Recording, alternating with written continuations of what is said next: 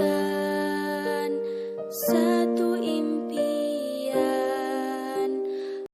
Bismillahirrahmanirrahim. Allahu Akbar, Allahu Akbar, Allahu Akbar, Allahu Akbar, Allahu Akbar, Allahu Akbar, Allahu Akbar, Allahu Akbar, Allahu Akbar. Alhamdulillahilladzi ja'ala lil muslimina 'idal fitri ba'da syiyam Ramadan wa 'idul adha ba'da yaumil arafah. Allahu Akbar, Allahu Akbar, Allahu Akbar. Ashhadu an la ilaha illallah wahdahu la syarika lah, lahul mulkul 'azimul akbar. Wa ashhadu anna sayyidana Muhammadan abduhu wa rasuluh as-safu fi sahri wa nabiyina qad ghafar. Allahu lahu ma taqaddama min dambi wa ma ta'akhkhar. Allahumma shalli ala nabiyyina Muhammadin wa ala alihi wa ashabihi alladzina adhaba anhumur rijsu wat tahar. Allahu Akbar. Amma ba'du fa ya ibadallah ittaqullaha haqqa tuqatih wa la tamutunna illa wa antum muslimun. Hadirin sidang Id yang dimuliakan Allah, puji syukur kehadirat Allah Subhanahu wa taala dan salat serta salam semoga selalu tercurah pada junjungan kita Nabi besar Muhammad sallallahu alaihi wasallam. Hari ini kita dalam keadaan sehat dan walafiat. Semoga COVID-19 sebagai pandemi yang kita rasakan di seluruh penjuru dunia dan Indonesia khususnya akan terus landai dan kemudian menjauh dari negeri kita, sehingga kita hari ini dapat berkumpul kembali di tempat yang suci ini.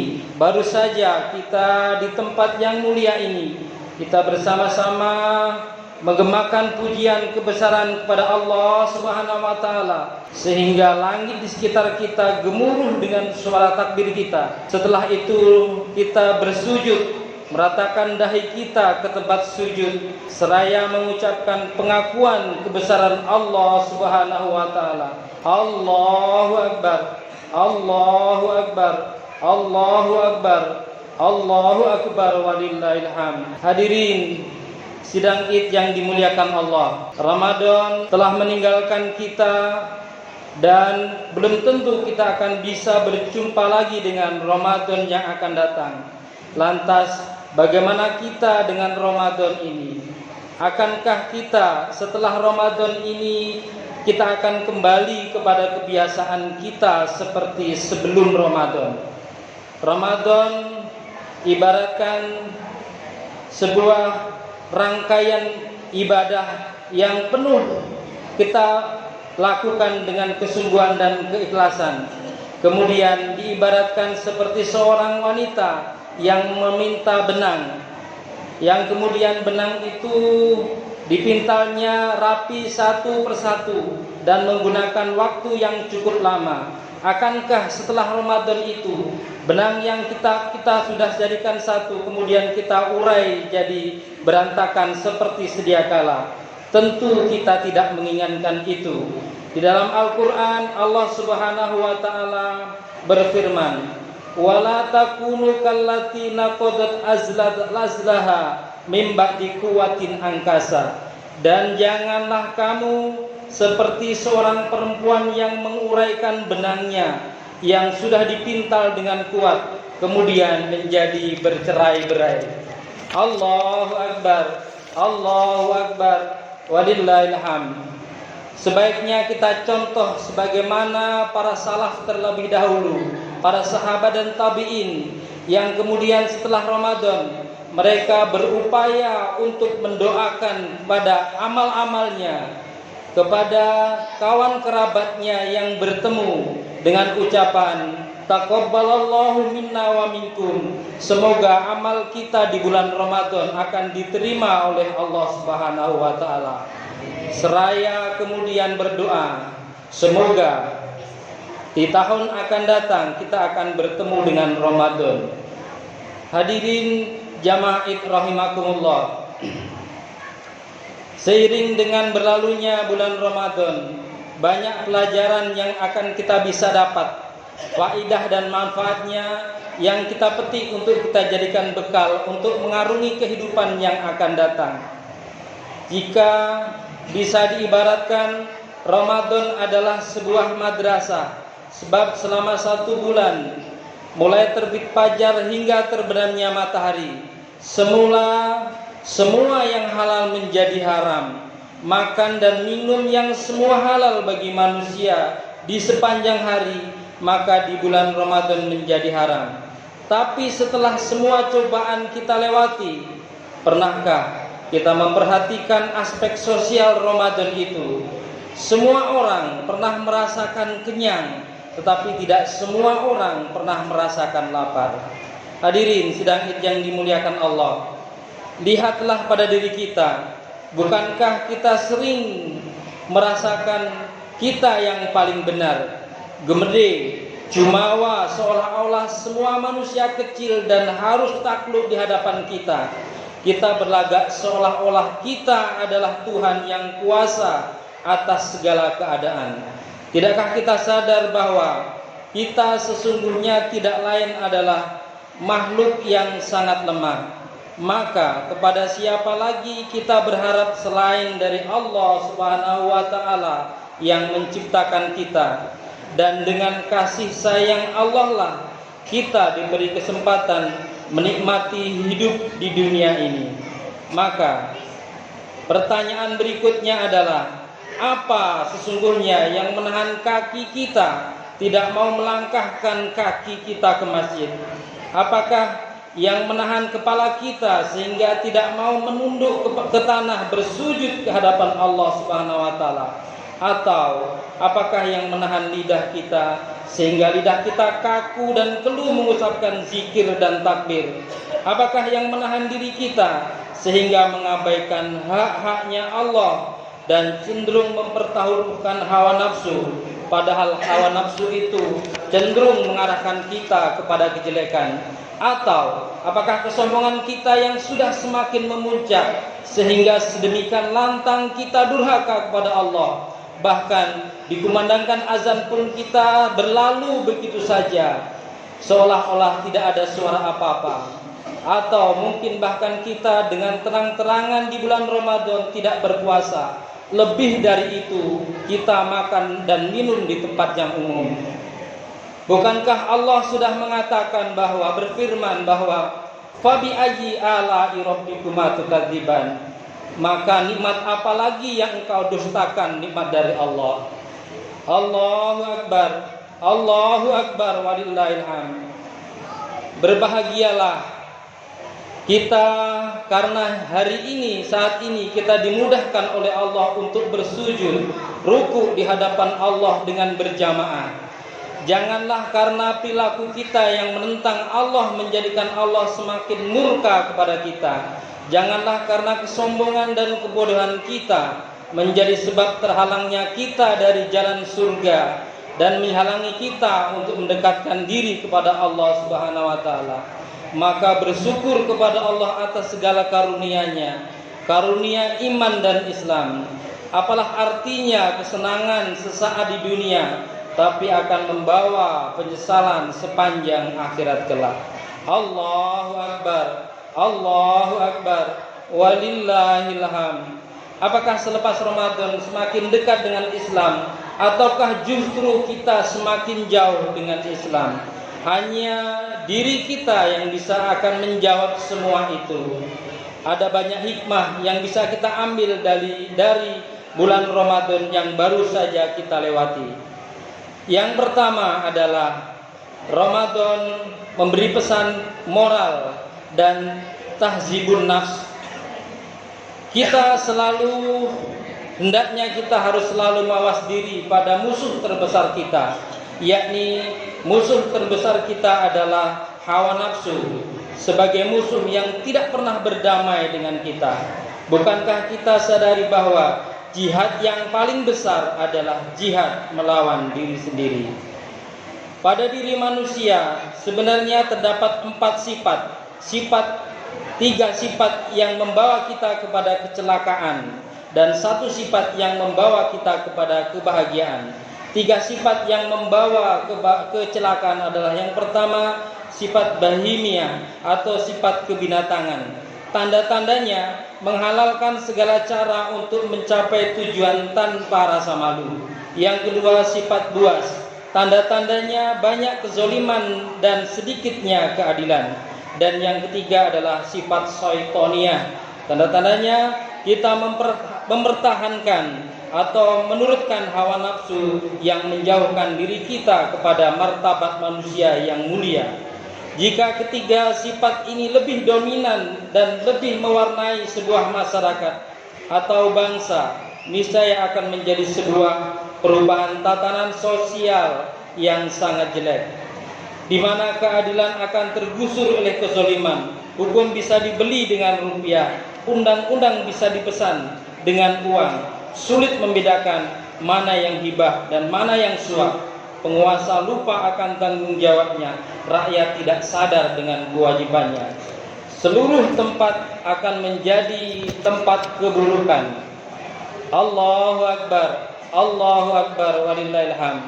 Sedangkan satu-satunya sifat yang membahagiakan adalah sifat rububiyah, ditandai dengan keimanan, ketakwaan dan kesabaran yang telah kita bina bersama sepanjang bulan Ramadan. Orang-orang yang mengoptimalkan sifat rububiyah dalam jiwanya akan mampu melaksanakan atau menahan dirinya dari hawa nafsunya, pemberi maaf kepada sesamanya.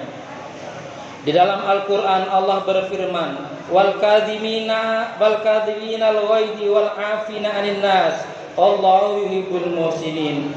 Dan orang-orang yang menahan amarahnya dan memaafkan kesalahan orang, Allah menyukai orang-orang yang berbuat kebajikan.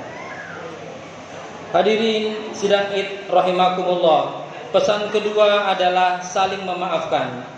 Manusia mempunyai dua hubungan yang senantiasa harus kita jaga dan pelihara. Hablum minallah dan hablum minannas, yaitu membina hubungan dengan Allah dan membina hubungan dengan manusia.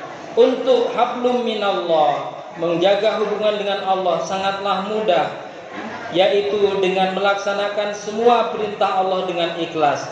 Akan tetapi ketika membina hubungan dengan sesama manusia, banyak sering kita lakukan, kita temui permasalahan.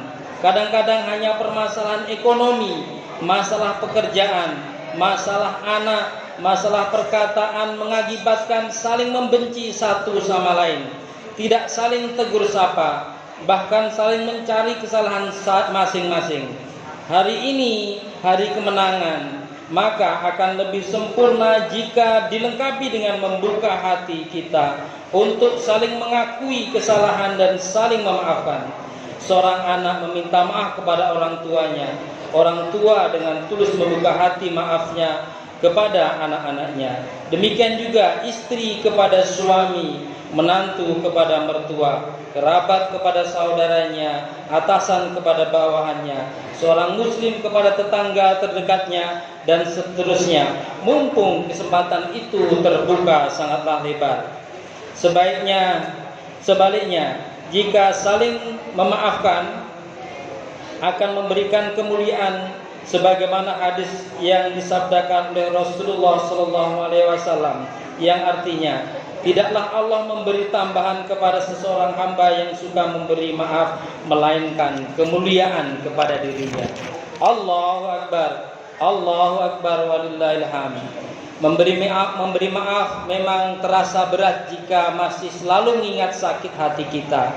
Tetapi kita harus ingat pula bahwa kita pasti juga pernah melakukan kesalahan atau menzalimi orang lain, baik sengaja ataupun tidak. Oleh karena itu Rasulullah SAW memberikan gambaran bahwa akhlak yang mulia adalah orang-orang yang menyambung silaturahmi dengan orang yang telah memutuskan silaturahmi, orang yang mau memberi kepada orang yang tidak mau memberi, dan orang yang memberi maaf pada orang yang telah menzolimimu. Allahu Akbar, walillahil hamd. Pesan yang ketiga adalah pesan sosial. Pesan sosial Ramadan ini terlukiskan dengan indah. Indah di sini justru terlihat pada detik-detik Ramadan dan gerbang menuju Syawal, di mana ketika umat Islam mengeluarkan zakat fitrah kepada yang berhak menerimanya, bagaimana tali silaturahmi sangat bisa terjalin dengan baik. Kebuntuan dan kesenjangan komunikasi dan tali kasih yang sebelumnya sempat terlupakan tiba-tiba hadir, baik di hati maupun dalam tindakan, yaitu zakat fitrah yang kita berikan kepada fakir, miskin, dan yang berhak menerimanya. Hadirin sidang Id yang dimuliakan Allah, sifat sosial ini juga telah dicontohkan oleh Rasulullah SAW ketika Rasulullah keluar dari rumahnya hendak bersilaturahmi kepada warga-warganya, kepada umatnya. Kemudian di tengah jalan bertemulah dengan sekelompok anak-anak yang berbahagia, bergembira. Dilihatnya ada seorang anak yang kemudian menangis terisak-isak. Kemudian Rasulullah menghampirinya. Kemudian Rasulullah bertanya, "Hai anakku, mengapa engkau menangis? Bukankah ini hari raya? Mengapa engkau bersedih?" Kemudian si anak kecil tidak mampu untuk berbicara dan sambil menutupi wajahnya seraya berkata, "Saya dulu bahagia ketika ayahku masih ada. Bulan hari raya dibelikan aku baju baru dan sepatu baru. Tetapi kemudian ayahku ikut berperang bersama Rasulullah. Kemudian dia mati di peperangan. Kemudian kepada siapa aku menangis kalau tidak kepada dia?" Kemudian Rasulullah SAW, "Hapuslah air matamu, angkatlah kepalamu dan dengarkanlah apa yang akan aku bicarakan kepadamu. Maukah kamu menjadi anakku, dan maukah kamu Fatimah menjadi kakak perempuanmu, dan kemudian Aisyah menjadi ibumu?" Begitu mendengar kata-kata itu, gadis kecil itu langsung berhenti menangis. Ia memandang dengan penuh takjub orang yang berada di hadapannya. Masya Allah, betul-betul Rasulullah yang menawari kebahagiaan ini. Itulah contoh yang diberikan oleh Rasulullah SAW terhadap sifat sosial kepada umatnya. Allahu Akbar, Allahu Akbar, walillahil hamd. Pesan yang keempat adalah pesan jihad. Jihad yang dimaksud di sini bukan jihad dalam pengertian yang sempit, yakni berperang mengangkat senjata saja, akan tetapi jihad dalam pengertian yang sangat utuh, yaitu mengecilkan arti semua sesuatu yang dimilikinya demi mendapatkan keridhoannya, demi mendapatkan pahala serta keselamatan dari siksanya. Pengertian jihad itu lebih komprehensif, lebih utuh, karena yang dituju adalah mengorbankan segala yang dimilikinya, baik tenaga, harta benda, ataupun jiwa kita untuk mencapai keridhaan Allah, terutama jihad melawan diri sendiri yang disebut sebagai jihad akbar, jihad yang paling besar. Dengan demikian jihad terus hidup di dalam jiwa umat Islam, baik dalam kondisi peperangan maupun dalam kondisi damai. Jihad telah dijalankan. Contoh yang sederhana yang kita lakukan di sekitar kita adalah sebagaimana upaya kita terus berfokus membangun masjid kita, terus berfokus untuk memberikan kenyamanan kepada jamaah Al-Mukarramah sehingga dapat berjamaah, sehingga dapat sholat dan lain-lain dengan aman dan tentram. Allahu Akbar, Allahu Akbar, Allahu Akbar, walillahil hamd. Suatu ketika Rasulullah pernah ditanya oleh sahabatnya, "Ya Rasulullah, bisnis apa yang terbaik yang kami berikan, yang kami lakukan ya Rasulullah?" Kemudian turunlah ayat Bismillahirrahmanirrahim. "Ya ayyuhalladzina amanu hal adullukum ala tijaratin tunjikum min adzabin alim.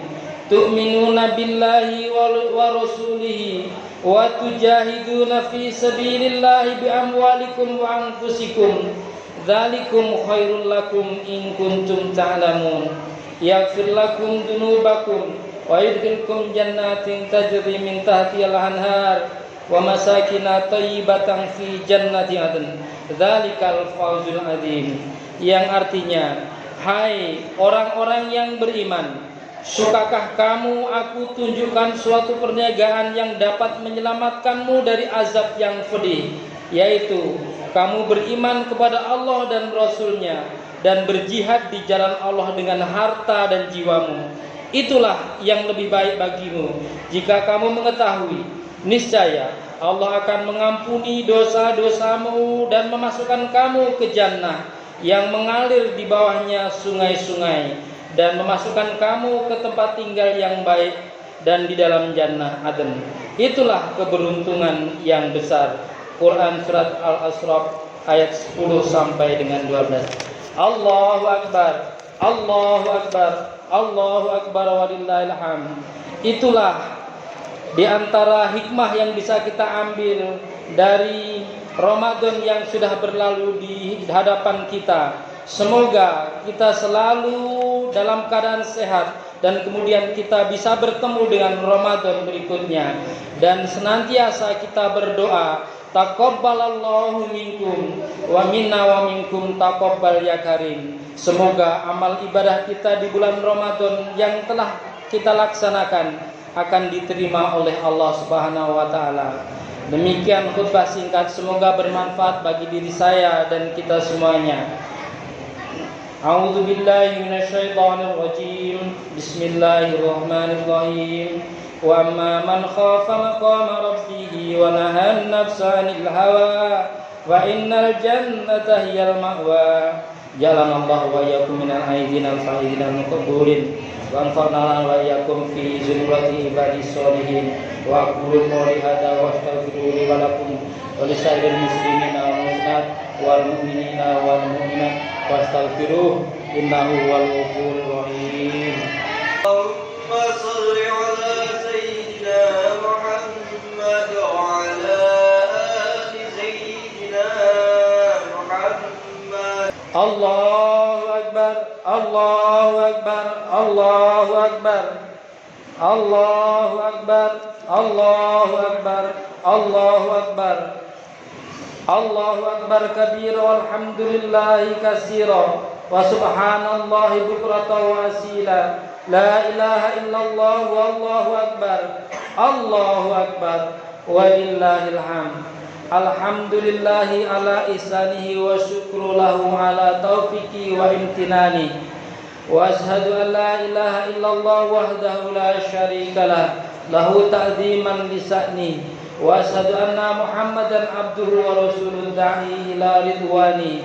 Allahumma shalli ala Muhammadin wa ala alihi wa ashabihi wa sallim tasliman katsira. Amma ba'du fa ya ayuhan nas ittaqullaha qiyama amarakum man taha amanaha wa zajar. Wa'lamu anna Allah amarakum bi amrin bada'a fihi bi nafsihi wa sanna bi malaikati bi kursi. Wa qala ta'ala innallaha wa malaikatahu yusholluna 'alan nabi ya ayyuhalladzina amanu shollu 'alaihi wa sallimu taslima. Allahumma shalli ala Muhammadin wa ala alihi wa sahbihi wa barik wa sallim. Hadirin jamaah rahimakumullah. Akhirnya marilah kita berdoa dengan khusyuk, menundukkan kepala kita, memohon kepada Allah yang Maha Rahman dan Ramah Rahim atas kebaikan kita. Semoga kita selalu dalam limpahan rahmat dan hidayahnya. Allahumma shalli wa sallim ala nabiyyina Muhammadin wa ala alihi wa sahbihi wa man tabi'ahum ila yaumiddin. Allahumma inna nashhadu annaka antallah la ilaha illa anta al-ahad as-samad alladzi lam yalid wa lam yulad wa lam yakul lahu kufuwan ahad. Ya Allah, sungguh kami bersaksi bahwa Engkau adalah Allah, tidak ada Tuhan selain Engkau yang Maha Esa, tempat bergantung, tidak berhak dan tidak beranak dan tidak diperanakkan. Ya Allah, ya Ghafar, wahai pengampun, ampunilah seburuk apapun masa lalu kami, Ampunilah senista apapun perilaku kami. Ampunilah sejelek apapun akhlak kami. Ampunilah sebesar apapun dosa-dosa kami. Ampunilah dosa-dosa besar kami ataupun dosa kecil kami. Kami sadar atau tidak sadar, kami yang kami tampakkan atau kami tidak tampakkan. Ya Allah ya Ghaffar, ampunilah dosa mata kami, ampunilah dosa lidah kami dan mulut kami, ampunilah dosa tangan-tangan kami, ampunilah dosa kaki kami, ampunilah dosa pikiran dan hati kami. Ya Allah, kami kini datang padamu, mengetuk pintu ampunanmu, mengharap kasih sayangmu. Jangan tinggalkan kami ya Allah, jangan hinakan kami ya Allah. Penuhlah kami ya Allah dalam dekapan kasih sayangmu. Ya Allah, ampunilah dosa ibu bapa kami, maafkanlah mereka ya Allah, sayangilah mereka ya Allah, muliakanlah beliau ya Allah. Bagi orang tua kami yang masih hidup, berilah kesempatan pada kami untuk dapat berbakti kepada keduanya. Ridhoilah mereka ya Allah, sehingga mereka pun ridho kepada kami. Bagi orang tua yang sudah wafat, lapangkanlah kubur mereka ya Allah. Jadikanlah kubur mereka tempat-tempat surga, dan jangan kau jadikan kubur mereka laksana jurang-jurang neraka. Rabbana ya Allah, jangan engkau jadikan Ramadan kemarin sebagai Ramadan yang terakhir buat kami. Temukanlah kami dengan Ramadan yang akan datang, agar kami dapat menambahkan amal soleh dan ibadah kami kepadamu. Ya Allah, andai Ramadan kemarin sebagai Ramadan terakhir bagi kami, terimalah puasa kami, sholat kami, tilawah kami, sedekah kami, dan seluruh yang kami lakukan hanya kepadamu. Ya Allah, tolonglah dan menangkanlah saudara-saudara kami kaum muslimin pada mujahidin di jalanmu, dimanapun mereka berada. Tolonglah saudara-saudara kami kaum muslimin para mujahid yang ada di Palestina. Bebaskanlah ya Allah Masjid Aqsa dari perampok-perampok jahat Yahudi. Rabbana atina fid dunya hasanah wa fil akhirati hasanah wa qina adzabannar. Walhamdulillahi rabbil alamin. Barakallahu li wa lakum fil Qur'anil azim wa nafa'ani wa iyyakum fihi minal ayati wa dzikril hakim. Taqabbal minni wa minkum tilawatahu innahu was-sami'ul alim. Assalamualaikum warahmatullahi wabarakatuh. Aku cinta